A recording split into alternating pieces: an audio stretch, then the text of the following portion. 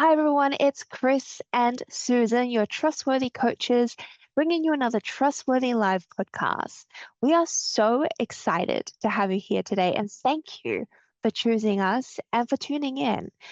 We have had the most incredible conversation with an inspiring man that talks about the intersection of hope, trust, and gratitude. Susan, let us know a little bit more about how you met Kevin and what he's bringing to everyone today. Yeah, so I met Kevin during COVID when everything was so uncertain, and he popped up on my LinkedIn feed, and he created a platform for us to all like get together and help reframe all this chaos in our lives at that moment in gratitude. And he literally transformed how I was able to get from point A to point B um, during that period of time. So I was really motivated and inspired by him to stay in touch. What I noticed was in January of 2025, he added hope to his gratitude practice. And and he said that what he found is that people really needed hope right now. And I thought, oh my gosh, like, what does hope and gratitude have to do with trust? And voila, the Gallup poll came out in February and said that the two things that people want most right now is hope and trust. And I thought, we have to have this conversation. Like, how would Kevin literally intersect those, and what would he think about those, and what tools and strategies could he offer you, our audience, so that you could help navigate your challenges in a more productive, positive way? And so yeah, so I called him up and I said, do you want to share your wisdom with you, our audience? And he said yes. And I cannot wait for you to hear this podcast, because you know what, he delivered. I am using so many of those tools and strategies right now, and I am watching my life be transformed. How about you? Yeah, you're spot on. I mean, he has been transforming lives since even the before the formalization of his work in gratitude. And he is bringing this to us and our platform to share with everyone who follows us. I personally really enjoyed the ACE principle and have started to integrate that into how I work, how I manage teams, and how I communicate and show up every single day. So I'm so excited to bring this to everyone today. We're really looking forward to getting your feedback and hearing from you. What are you integrating? You're going to absolutely love this. So let's jump in. Hi, everybody. Welcome to Trustworthy Live. I cannot tell you how excited we are to be joined by Kevin Monroe. Kevin, whose voice and presence has become a lifeline for so many of us during times, really the uncertain times that we live in. So I want to share with everybody where we met Kevin. We met during the height of COVID, when it felt like the whole world was unraveling, like our health was unraveling, our businesses were unraveling, our relationships were unraveling, our sense of connection seemed to be completely unraveling as we had to stay in our homes. And amid all that fear and loss, you offered us something that is so rare, a steady hand and a hopeful heart. Like, when I think about those times, that's really what I think about. And how did you do it? You helped us by focusing on what was working, like guiding people back to gratitude, to perspective, and most importantly, during the unraveling time, to possibility. We all needed it. It was our lifeline at that time. Oh, So it was so meaningful that I've been following you ever since, and we stayed connected on LinkedIn. But for our audience, I want to share a little bit that Kevin calls himself a hope leadership catalyst, which is exactly what he is. He's created experiences like the Gratitude Encounter, the 20-day hope journey. And what Kevin, I think you do really well, is you invite people to pause, reflect, and reconnect with what matters most. And that could be different for all of us, right? And your work reminds us that hope isn't just wishful thinking, it's actually a discipline. And when Chris and I were talking about it, we were really, in our opinion, and this is really what we're going to dive into a little bit today, is how do you have hope and gratitude without trust? Like somehow hope, gratitude, and trust are somehow deeply connected because we, in our conversations, thought in order to hope, you've got to trust. You've got to Yeah. trust in yourself. You've got to trust in others. You've got to trust in the greater, larger, whatever world that you're in. So with that, we thought that your message is beautifully aligned to what we're building here in Trustworthy, right? So we're thrilled to have you to dive deep and dig into this My conversation with God. us, and want to thank you for joining us. And I guess why don't we Mm. start out by letting you introduce yourself to the audience and tell them a little bit about how you got here and what moved you to that moment where this was Mm. really going to be what you played with versus what you were committed to versus what you made happen for so many of us around the world? Oh my gosh. So first off, thank you. I really might need a tissue here before we get done. I'm hearing that intro. Uh, Susan and Chris, thank you. And you watching us, I want to thank you, right? Because there's so many things you could be watching now. And for some reason, there's something about trustworthy that resonates with you, that draws you in, that that touches your heart, your mind, and you want to have more of it. So thank you for allowing me to be a guest and allowing us to have this access time with you. So I got to start there. A little bit of the gratitude. Gosh, Susan, I mean, there's so many things. I'll back up with 2 points of origin. One of them is, but first I'm going to go to February of 2019. In February of 2019, the last week or two, all of a sudden, I just looked at a calendar and I saw that there were 5 Fridays in March that year. And I had this idea. I mean, it's just a crazy idea. I wonder what would happen if I started hosting hangouts on Friday. Would people come? Would people join in? Would they stick around for an hour? Would they come back? And so I set out to do these 5 Friday things in March 2019. So what's fascinating, Susan, is this started, a year plus before COVID started doing this, Ah, but it blew up in COVID. But we started this, and by week two, so week one, there were 9 people that showed up. 9 people showed up. We have this delightful conversation. I think I knew 2 or 3 of the people. People just, kind of found their way there. Uh, Week two, people were saying, "Are you going to keep doing this?" I'm like, "Well, through the month of March, we're doing it." And they're like, "No, you got to keep doing it." We had no idea what the value proposition would be. By week 3, it was clear, okay? And what and it wasn't anything of what I thought it would be. But the value proposition was holding space for people doing heart-centered work that needed a place to connect and refresh and recharge. That's what it ended up being. And so it's fascinating that we had a year of, we did the reps for a year before COVID happened. When okay. COVID happened, it took off to another level because people were so desperately looking for something. So, that's how it got started. Um, and it was just, I mean, we just held space and we had conversations and people came. There's so many things I look back at that and I just marvel. The number one way that grew was the power of invitation.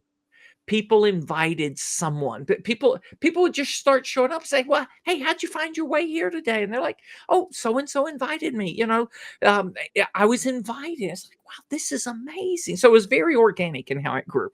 So can I interrupt you right there for a Sure, second? sure. So in that I participated and in that I Chris and I are both facilitators, I really appreciate the holding space piece. Talk a little bit about as a facilitator and on Zoom to boot, um, How did you do that? How did you create? So we're so interested in trust, right? So somewhere you built trust in this space that you were holding.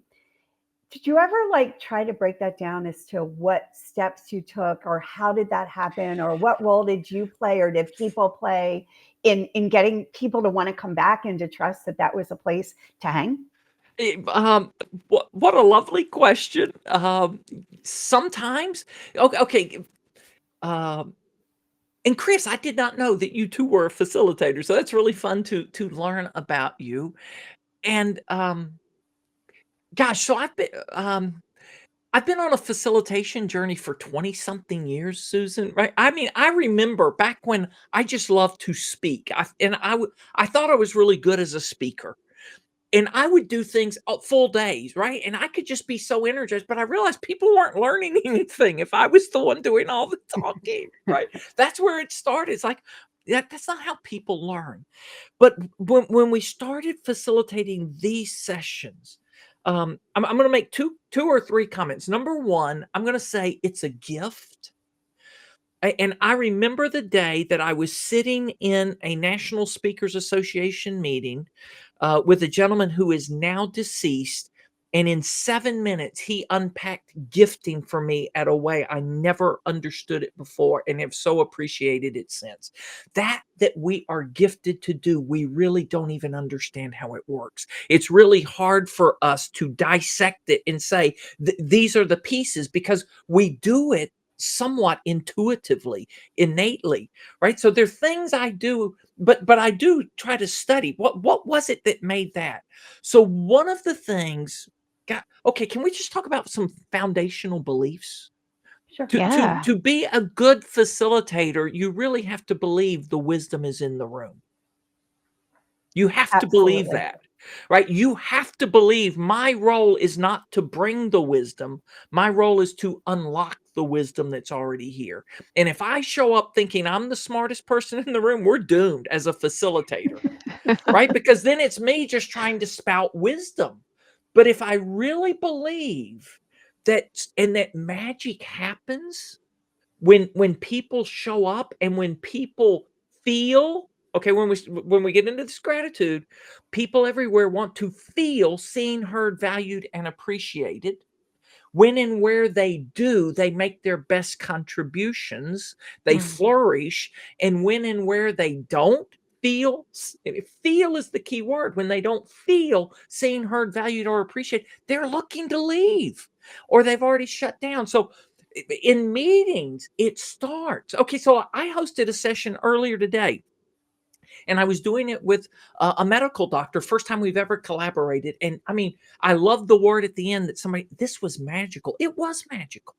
But I said to my friend Diana, I said, Diana, I open a room 10 minutes early. I'm not one of these webinar guys that's going to keep everybody in suspense and you're in the waiting room. And then at the magic hour, we're going to make you wait 30, 45, 60 seconds. And then no, we're just going to welcome people. And when people come in, there's magic when you're calling people's names, which Zoom makes possible, right? Because their names are at the bottom of the box. But I mean, today it's like, oh, hey, Susan, gosh, it's so great to see you. I have no idea. I had no idea how magical just that is, right? When people hear their name. Mm. When people feel, so I had a guy a couple of months ago arrive in a meeting from South Africa, and he was somewhat distracted. He thought when I called his name that he was the first person in the room. He didn't know anybody else was there. And then when he got in front of the screen, he's like, gosh, there are already 12, 15 people here. And you're welcoming everybody by name when they arrive? Like, yeah, why not? Right? So it's letting people feel seen, but then it's creating that space for people to contribute, right? Believing that you have something valuable that's going to enhance and enrich our shared experience. So I want to make it safe for you to contribute, right? So I maybe you all understand more principles. You unpack things, but I'm just telling, those are some of the keys to me. So when I think about trust, And how do you build trust? It's about really allowing people to be heard and acknowledged and to be consistent with it. Think about everything you just described and imagine if at one time you chose not to show up that way. Hmm. Would people then not trust what to expect? Like, I think that as you build it from session to session, people knew exactly. You were very clear just now about the type of space that you created and why. And then we're shocked everybody kept coming and kept coming in droves and droves. But the reality is, how much of that had to do with the trusting environment that you created? People trusted you, they trusted each other, they knew they could be real, they knew they could be authentic, they knew they'd be heard, they knew they'd be acknowledged and valued. What else Okay, do and you want? so there's one other thing that I realize, and some people have asked me. So when we invite people to introduce themselves, titles are never allowed. Right? We don't ask you to identify yourself in the hierarchy, because then all of a sudden, right, we're creating, we're breaking trust, because now all of a sudden, or we're conveying, oh, we trust you more because you have this badge of authority, and what you say automatically carries more value than other people. And it's funny, you know, you all know trust way better than I do, but people talk about trust is like oxygen, Yes. right? I mean, um you take it for granted when it is there, Wow. but the moment oxygen is gone, right, we stop living, right? And when trust is not there, I mean, people, it does. People feel it, and people pull back, and people Yeah. don't want to contribute. People, because people don't feel valued, appreciated, respected. So I don't know. It's And I'll anyway. tell you why I showed up. Okay. So I showed up because it was the one time of my week where I could depend and rely on being able to be in a space where I could speak my truth and everybody would hold me up. Like, everybody would Mm. literally hold me up. If I did it in my family, if I did it with my friends, Yeah. I couldn't trust that they weren't suffering so much on their own that they wouldn't have anything left to hold me up with. So therefore, you became my lifeline. I mean, Wow. that is truly how I Mm. kept coming, or why I kept coming week after week. And I will say, from a trustworthy perspective, you never let me down. You Mm. meaning your whole ecosystem and your whole Yeah. network and the whole space. Okay. So So Susan, when you That's say this, I beautiful. gotta say, one time, one person in this space violated the space. And I had to have a conversation with one. I've only had it once, and I had to say, I'm sorry, you are not welcome here anymore. People do not feel safe when you are in the room. The way you talk to people, we do not allow that here. I'm sorry, you are not welcome back. Wow. Did that person understand Oh no, the he got mad. message? Okay. Um, and look, okay, I'll go a little further. It was a female who said they felt really uncomfortable with things that were said and done, and Mm. tone of voice, and it was just like, oh no, no. Um, I'm sorry. Okay. You are not welcome. So we, right, to preserve and protect trust, Yeah. it's something all of us are responsible for, right? And right. if so, Susan, to your point, the moment, and I remember the lady who came to me and said, and I mean, I called the guy that day. I said, I'm sorry, and I remember his name. I'm not going to call his name, but I can see his name and face now, and I'm like, I'm sorry, this isn't happening again. That's interesting because when I think about this in the world of work, we work with a lot of different types of clients in the real estate space who are looking to introduce new workplace experiences. And there are some experiences that are really basic, I believe, which is just having a really great relationship with your people manager or with your direct report. And I feel like that experience is often taken for granted before some organizations skip that and start talking about like the ping pong games, the community managers, the late night social, or the guest speaker that's coming in. So I'd be curious to find Yeah. out what would be your advice to people managers or leaders of these organizations who are looking to enhance a sense of gratitude and hope and trust Mm. and don't know where to start because they're looking at the shiny, bright objects. Yeah. Okay, Chris. So there's a lot to that question. Okay, Oh, I'm yeah. trying to think where do I pull and where do we start? Um,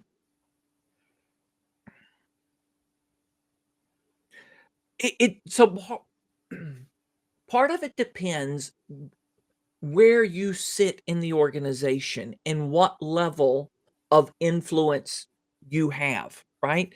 Uh, and I'll throw in another one. Is valuing people or expressing gratitude and express or a articulated value of the organization? Because those would make the answer is quite different. Mm, If gratitude or if valuing our people is an expressed value of the company, well, then I'm going straight to the top. And I want to have conversations with the CEO and say, how are you bringing this value to life? And are you and the C suite team walking the walk and talking the talk? Uh, So, let me answer this another way. Let me illustrate it. I have a friend who is a CEO now. He was the COO. He's the CEO. And just a few weeks ago, I brought a new friend to the conversation to talk about a project. And I said, I know what Wade's already done this. We were meeting on a Friday. We're meeting at 8 o'clock in the morning, right? It was an early morning call. And I said, I'm gonna I'm just going to tee this up. When we start, I'm going to ask Wade a question, and I promise you what his answer is going to be. I'm going to ask what has he already done today? mm. 8 o'clock in the morning. Every Friday, his first task is sending handwritten notes of appreciation to people he's either seen or witnessed, heard about them going above and beyond. Wow. And the CEO, and I said, so we started. I said, "Hey, wait, tell me, what have you already done on what have you done this morning already?" I know the guy that well, right? So I know every Friday because we've talked a lot on Fridays, and I've just learned this is a practice. And he goes, "Well, I sent a few notes." I said, "What kind of note?" Right? And he's telling this. Okay, Chris, if a company wants to value our people, where does it start? Mm, If the CEO is not valuing people, then well, I don't want to say nobody else is. It's rare. It's unlikely that anybody else is doing consistently. But if the CEO and the C-suite take this, so one of the things we do, one of our interventions, one of our projects, we do it, we call it a gratitude infusion journey. And we invite leaders to look at the three primary tasks they do consistently. And most leaders really do. They're three big buckets, or what Stephen Covey called the big rocks, three mhm. big things that take up most of your time. Well, if you look at that and you ask, what would it look like to infuse gratitude into this action or this activity today? So here's one thing that people misunderstand. And Wade and I've had this conversation about people on their team. They're in healthcare. Um, we're not trying to give physicians one more thing to do to add gratitude to the list. That's a misunderstanding. What we're trying to impart is a filter that changes how you do everything you do. Mm. Right? If I see through the lens of gratitude, so it's not one more thing, but imagine, in this case, a surgeon leading a team. What if, just as they're doing their pre-surgical rounds, what if the surgeon just took a moment and looked at the team and said, "My gosh, I'm so fortunate to be doing this operation today with this team of amazing people. Thank you for bringing your best to this project today. I know we're going to have a good outcome because, right, I mean, okay, was that another thing he or she had to do? No, but it's just this little thing they threw into something they're already doing, and it changes everything. Right? So what if in your correspondence, you take a Mm. moment and you what if 10% of the emails, this is the way we start. What if you turn off your auto signature for this 21 days? And what if you just pause a moment for one out of every 10 emails you write? You think, what is it about Chris that I'm especially grateful for today? And what if you just put that in the signature? Because I'm not telling people to automate gratitude in your email signature, and now your email signature just is signed gratefully. I'm encouraging you to pause a moment, right, and feel, what is it that I want to convey to this person. If I'm starting a presentation, what if at the beginning of the presentation I say thank you, whether it's to the clients that were. And I understand, I don't know this to be fact. It's only been reported to me that Mark, CEO of Salesforce, his second slide in every deck is thank you. Mm. He starts by thanking whoever he's speaking to. Isn't that amazing? That's something we could do. Just say thank you. Thank you as a customer. Thank you as a client. Thank you for your trust in us as the partner, the vendor, whatever that relationship is.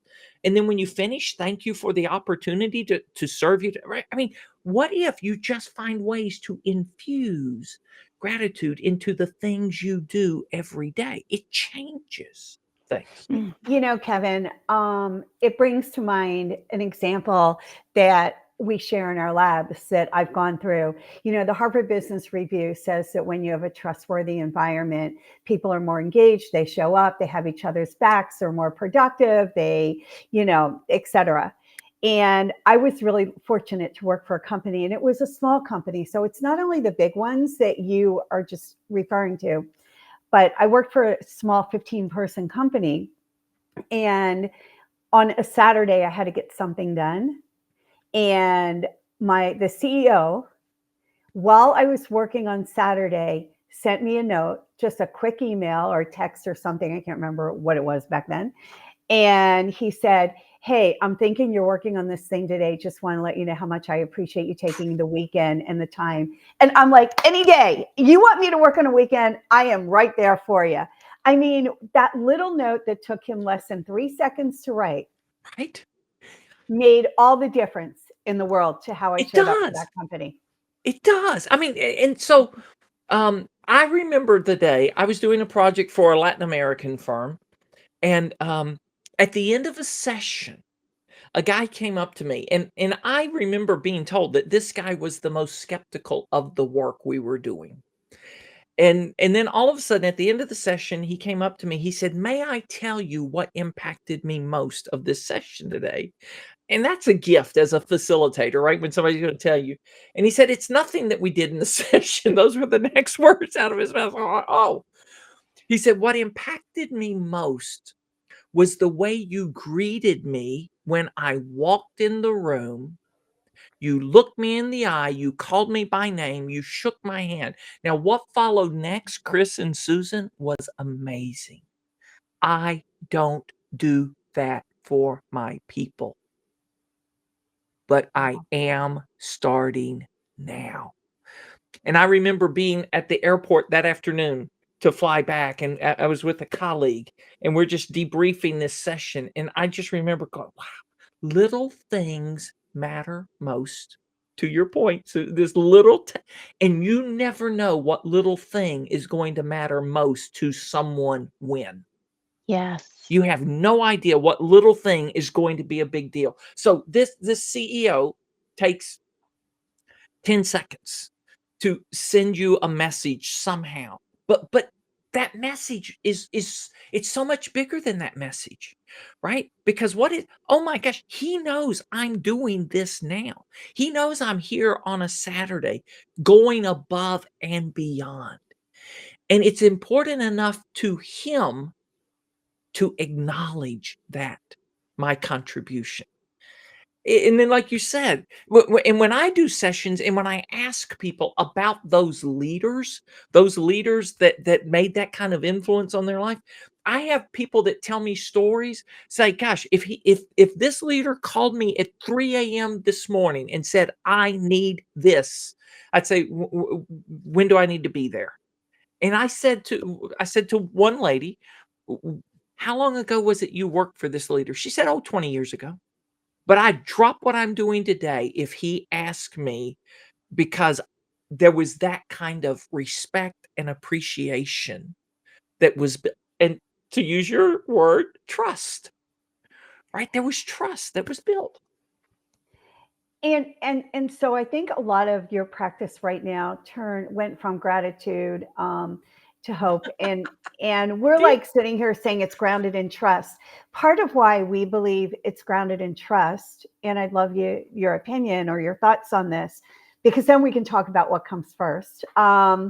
Is we have a model, we have a trustworthy model, and we believe that trust starts with trusting yourself and being confident in who you are and how you're showing up and how you're interacting, and if you don't trust yourself in these scenarios, how does any of the rest of it work? right? I agree. So Yeah. talk a little bit about that, which is why we think what you're doing is all integrated and kind of in the same spaces with what we're Yeah. doing. Okay. So, Susan, one of the things that brought us back together earlier this year. Okay. So for me, oh, there's more background. I don't know if we'll get to it or not, but we started earlier. It was 6 years ago this week when we did our very first public gratitude offering. And Wow. at that point, gratitude was just kind of this add-on thing that I was doing so much of in my personal life. And then we started infusing it into all of the work we were doing. Um, in 2021, January of 2021, we started measuring the impact of gratitude on hope. So we have 4.5 years of data we've collected on hope growing in gratitude. Well, when 2025 started, and I mean, this started in the wee hours of January 1st with terroristic attacks in New Orleans and Las Vegas. And I remember uh, both of those perpetrators had rented cars from Turo, the rental company Turo. Mhm. And I've never been a Turo customer, but I looked into it sometimes, so I was on their email list. And on January 4th, I received an email from the CEO, and it was the last line of that email that broke my heart. I had such high hopes for 2025, and I mean, it's such a dismal start to the year. Mm. And then you watch what happened the rest of January, and then apocalyptic fires in California, and all of this stuff, and the political malaise and instability that was going on like crazy. Then plane crashes by the end of the month, right? And people were in despair. So what I've said is I watched 2025 unfold and then quickly unravel for millions of people around the world. I felt hope is what we need to be talking about. We know that hope grows in gratitude, but Mm. we need to muster our resources and focus on hope. Then February 11th, the Gallup organization dropped the report. You've both seen it. Right. You reference it. What is the number one thing followers want and need most from their leaders now? And hope was number one, and trust was number two on that list. Right. And so we just kept leaning into this hope work and talking about hope and wanting leaders to understand um, hope. When people lose hope, they are in despair, and there are all kind of reasons that people lose hope. But when people have lost hope, motivation is not the answer to restore hope. And that's what so many leaders reach into their toolbox or their tool bag and they pull out motivation. Well, we need to double down on motivation. Bring in some more inspirational speakers, right? And we need to inspire the troops. No, you don't. You need to restore hope. And what I love is there is a science. There is a science of hope. There's a science of trust, right? But this is not just hocus pocus, magic, feel goods. No, there's a science. And in the science of hope, there are three key elements that C.R. Snyder, well, I've added a fourth, but C.R. Snyder documented three elements. The number one is goals. There has to be a goal that's directing behavior. Now, as much as I love Jim Collins, and I'm not calling Jim Collins out on this, I just say, hey, I love BHAGs, big, hairy, audacious goals. But when people have lost hope, a BHAG only can cause them to lose more hope. They need a small goal, something we can accomplish this week as a team, right? What can we accomplish this week? So goal directed behavior that inspires us, that stretches us, but it's something we can work towards. Second piece of hope, science, pathways thinking. There's more than one way to get from here to there. And so if when we encounter a roadblock, we just go, wow, okay, we weren't expecting that. But how can we regroup as a team? What should we try now? What should we implement now? The third key component of hope science is agency thinking. That something you and I do matters and makes a difference, right? And that is so vital that you actually believe something I do can make a difference and it matters. We can navigate the pathways. So I've added a fourth to that, and that is an orientation for action. Because I've learned over the last 7 years, as I've watched this, agency is a great thing to have, but unless or until you take action on it, it's somewhat irrelevant that you have agency, right? So action is what makes the difference. So those are the four pieces that we talk about. So a leader, right? And if a leader, okay, let's go back to trust. If a leader has trust and people have lost hope, the leader, and I know you all have probably talked about, the bank accounts of trust, right? You have to make deposits in before you're making withdrawals. And if you've overdrawn your trust account, don't go trying to write checks on that to people and get people Right. to take action on it because they're not believing you. But if they trust you and then you say, hey, we've had hard times before. So here's a difference, okay? If the motivation would just say, we've had hard times before, we'll get through this, raw team, let's go. That doesn't build a lot of hope. We've had hard times before, and here's what we know. You are smart people. We have the most creative people on our team. We have the most dedicated people on our team.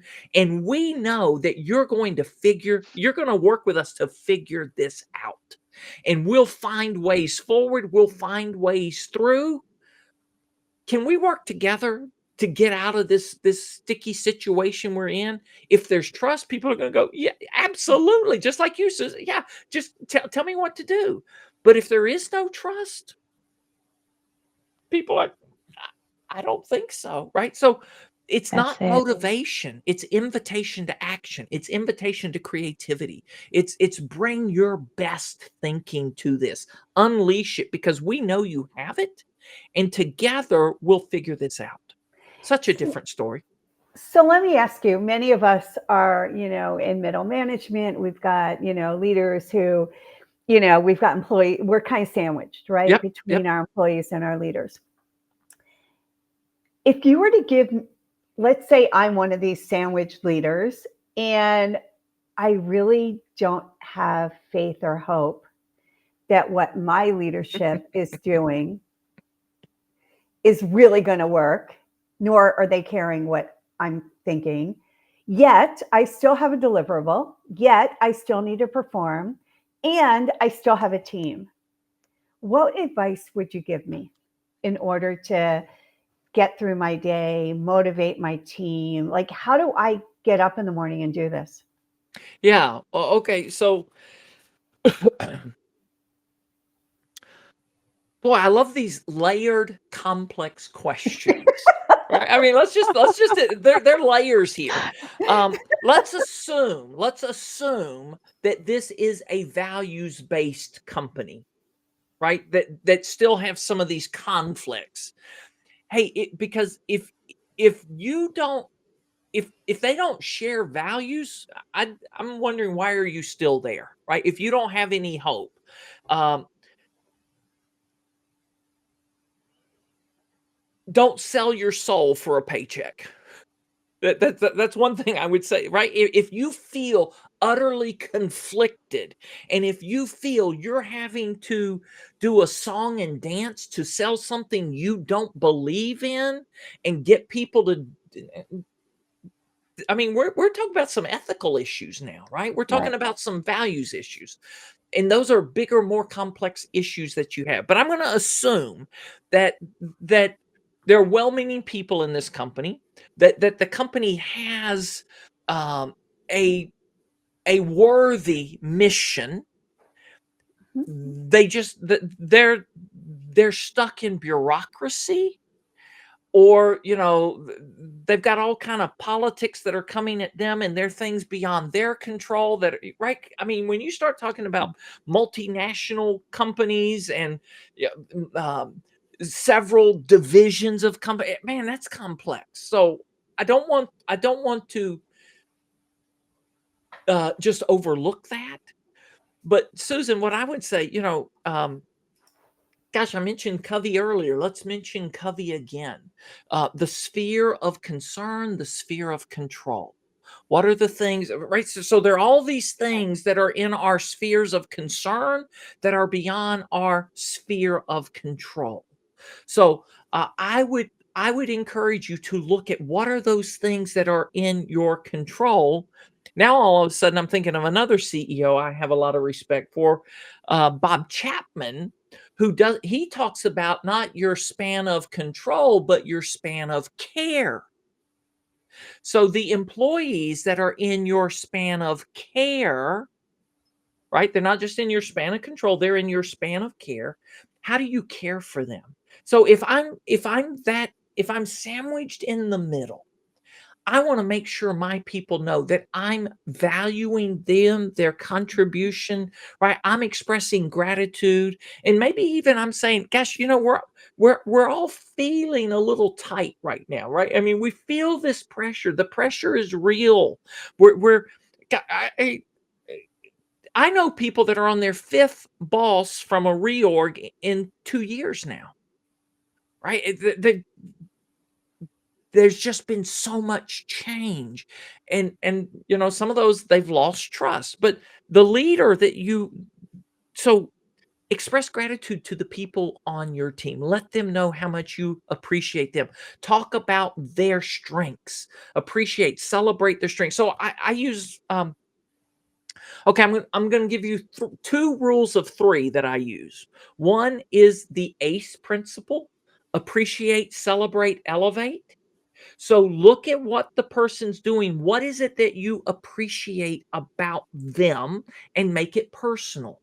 And when you so this is what your leader did for you that Saturday. Hey, Susan, I appreciate Yeah. that you are going above and beyond, and you're giving extra effort on a weekend. I appreciate that.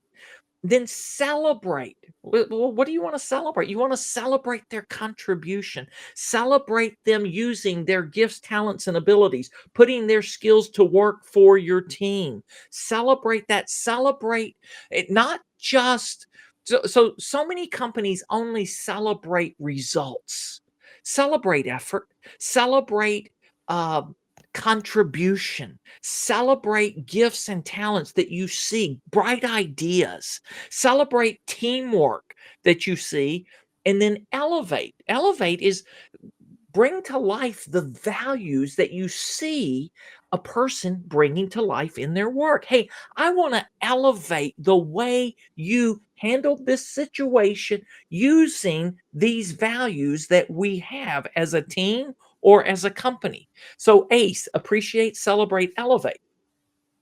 The other thing that I would encourage leaders to do as frequently as you can, uh, it's the three S's: see, seize, steal. Okay, I believe every day extraordinary uh, moments happen with people on your team. Somebody goes above and beyond. So, first off, when that happens, most leaders just miss it, right? They don't even know that somebody did something extraordinary. So, there's no way they're going to celebrate it because they didn't even see it. So, be the leader that sees this when it happens. And when you see somebody that's going above and beyond, or somebody that's giving extra effort, or somebody that's living out the values in real tangible ways, seize that moment, right? And say, hey, I saw what you did, or I heard what you did. This is what my friend Wade, some of what my friend Wade's doing on Fridays aren't things he actually saw, but it's things he heard reported to him. So he's, hey, I heard about what you did. Man, you exemplified our values in such a meaningful way that I want to seize the moment to thank you, and then I want to seal the moment by acknowledging, expressing my gratitude and appreciation for what you did, right? So, three things: you got to see it first. And when you see it, you take a moment, you just suspend what's going on.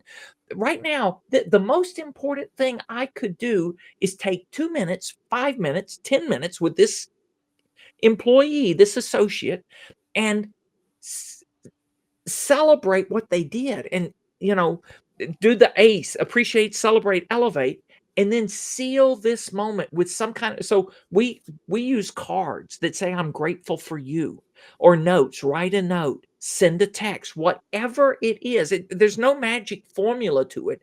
It's just that you do it, right? That you say, hey, I saw what you did. You went above and beyond. So those are things that you can do wherever you're at in the organization. And even in how you're describing it, even if you're having issues with the organization or concerns, you still have hope that what you're doing and where you're showing up every day makes a difference, and it will matter.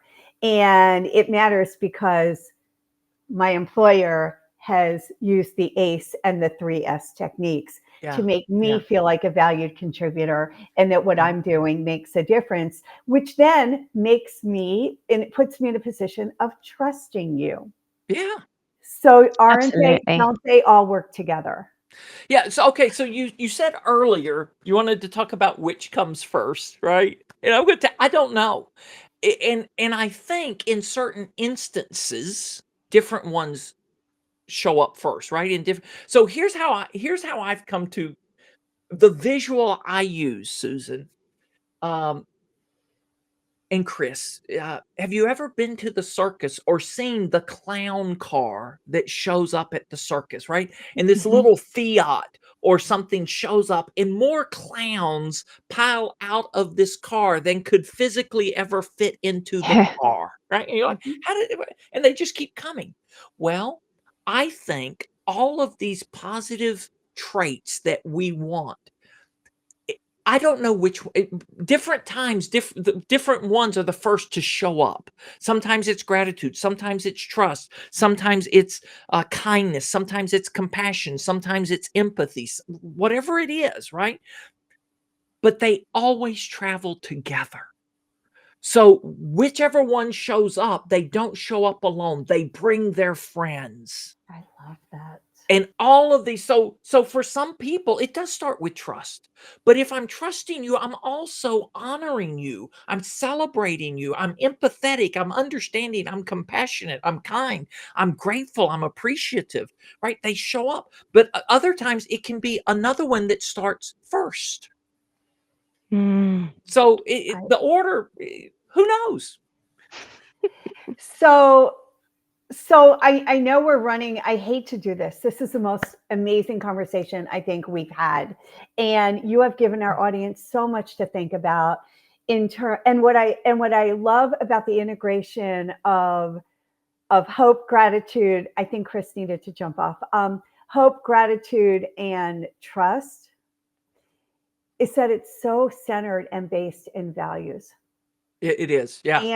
And what I caught in all of this is like really knowing what you bring to the table in terms of your values and being able to articulate that is so important to this overall conversation. I do hate to end this conversation, and we might, I'm thinking, have to invite you back to continue it. Oh, you're here. I just wanted to say I would love to have you back, Kevin. I really appreciate everything you've shared today, and I feel like an hour 45, however long we took, was nowhere near enough time. Mhm. So Well, we thank invite you. you Yeah. back. Yeah. I've loved this conversation. I've loved getting to know you as well. And even though I do have to jump, really appreciate you. Thank you. I appreciate you so much. Well, thank you, Okay. Christine. Yeah. So how do you want to end this for this session, this segment now? What do you want to say as we wrap up, Susan? I think that if Chris? you can give our audience one big takeaway that they should go and move forward with immediately, what would that be? Okay. So I always love this question. What can I do now? Right? What can I do now? And there's so many simple ways to look at this. The one that I would encourage you stop the moment you finish listening or push pause now, right? But when you finish listening, take a few moments and look back just over the course of this day, however far it is that you are into the day, beginning of the day, middle of the day, end of the day. I promise you, you've already encountered someone that did something amazing. Send them a message. Or if you're able to talk to them in person, but just say, "Hey, gosh, you know, I noticed what you did." Uh, so it's to pause, notice, and express gratitude and appreciation for what somebody did. And then, Susan, rinse and repeat, right? I mean, do it now, but make this a daily practice. Make it, and I'm not saying habit, make it a daily practice that, wow, when I experience someone on my team, someone in my life, someone I meet in the coffee shop, in the airport, and they just do something that's above and beyond what I normally experience there, I'm just going to call it out, and I'm going to say, "Wow, thank you for doing that. It made my day I love that. And I love that you can start doing that right now. right now." And I am going to start doing that right now. I am going to walk into my husband's office and thank him for really taking care of all the stuff he took care of this morning and making sure that we were ready to travel tomorrow, because I don't normally say thank you at this point in the day while we're Right? just doing our day-to-day stuff. And I can't imagine how that'll make him feel. That'll like really say, well, that was worth it. Well, exactly. and What then and what then trust builds, right? And then trust exactly. builds. And what usually happens, I can't tell you how many people we've had do this. The response they receive is, "Oh, you made my day." I And love it's it. like, oh my gosh, can you do something in a minute or less? You get 1440 a day. What if you do something in 1 minute or less that makes somebody's day? Is that a good ROI? I think it is. I think that if our audience walks away with just that one thing, what a difference we will make in their lives, in their relationships, and ultimately in the world. Kevin, thank you so much for joining us. Thank you for this remarkable conversation. Please come back. Maybe this is the start of some cool collaboration, because I know that we don't talk enough about hope and gratitude. I'm thinking you might overlay yours with trust a little bit. Who knows where it could go, but Who I'm open to knows? Who knows? possibility. Thank Thank you you. so much. And with that, I think we can say thank you to our audience for joining us. And we'll see you Yeah. next time.